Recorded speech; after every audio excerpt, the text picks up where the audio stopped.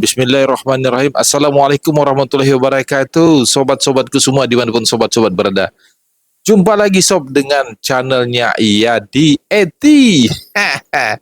Baik sobat-sobat semua masih membahas seputar ikan hias. Memang channelnya ikan hias ya. Baik, kali ini kita akan membahas berapa lamakah air matur itu bisa bertahan. Baik teman-teman ya semua. Baik ya sobat-sobat semua ya. Kita akan bahas tentang air matur nih ya. Jadi seperti video-video saya sebelumnya tentang air matur itu, karena air itu matur itu artinya air yang sudah tua ya. Sudah tua dan dia bisa jernih, bening karena sudah tua, sudah matang gitu ya. Nah, dia membutuhkan proses tentunya kalau air matur itu. Jadi misalnya dalam 1 minggu misalnya ya, 1 minggu airnya jernih terus ya. Jadi semakin lama semakin jernih semakin bening. Nah, itunya airnya matur, airnya mateng ya. Mateng itu maksudnya ya udah tua gitu ya, udah tua. Sehingga kalau dia pun dicampurkan dengan air baru nanti ya, air baru itu yang agak butek misalnya, dia akan bisa menularkan kebeningannya, menularkan kejernihannya, sobat-sobat semua ya. Dengan syarat dan ketentuan berlaku tentunya ya. Jangan mentang-mentang misalnya air maturnya 1/4, air anunya 3/4, jangan dulu ya, tanpa dikombinasikan dengan penjernih air atau dengan E4 ya nggak bisa dia. Jadi harusnya kalau misalnya setengah air matur, nah kita tambahkan air baru setengahnya juga, atau 50% 50%, artinya 50-50 lah gitu ya. Nah, itu boleh, dan itu bisa menjernihkan air yang baru tadi ya.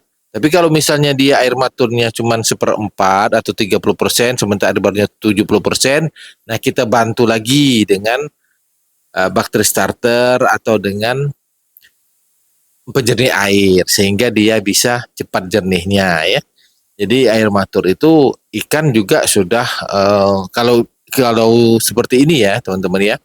Itu kalau airnya matur, ikan sudah senang tuh dengan air maturnya ya. Tapi juga kita harus hati-hati, mentang-mentang airnya jernih terus ya, terus kita tidak mengecek keadaan ikan kita ya, suasana akuariumnya gimana. Nah, biasanya kalau semakin lama tentu air akan semakin matang, akan matur ya. Tetapi jangan lupa kalau kita tidak menguras sebagian dari air itu ya, nanti ikannya ini, airnya ini akan terkontaminasi dengan kotoran-kotoran ikan ya, sehingga airnya sudah tidak layak lagi ya, matur ya, udah tua tapi artinya, tapi dia tidak belum tentu sehat nanti, karena ketuaan airnya juga kalau tidak dibersihkan juga ya itu tadi ya, kotoran-kotoran itu akan menjadi asam dan basa di situ sehingga ikannya juga tidak sehat. Jadi ya sesuaikanlah ya, walaupun itu air matur tapi kita akan menambahkan air baru lagi supaya dengan air baru dicampur dengan air matur tadi dia akan lebih fresh ikan kita ya. Nah, jadi itu, dan kejernihannya, kebeningannya tidak akan luntur, akan terus jernih, akan terus bening ya. Nah, gitu ya cara teman-teman ya, agar air maturnya oke ya, kemudian ikannya juga sehat gitu ya.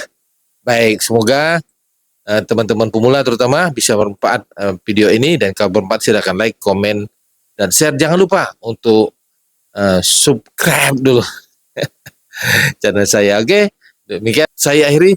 Allahumma wafiq ila ummi thoriq. Wassalamualaikum warahmatullahi wabarakatuh. Tetap semangat, mantap.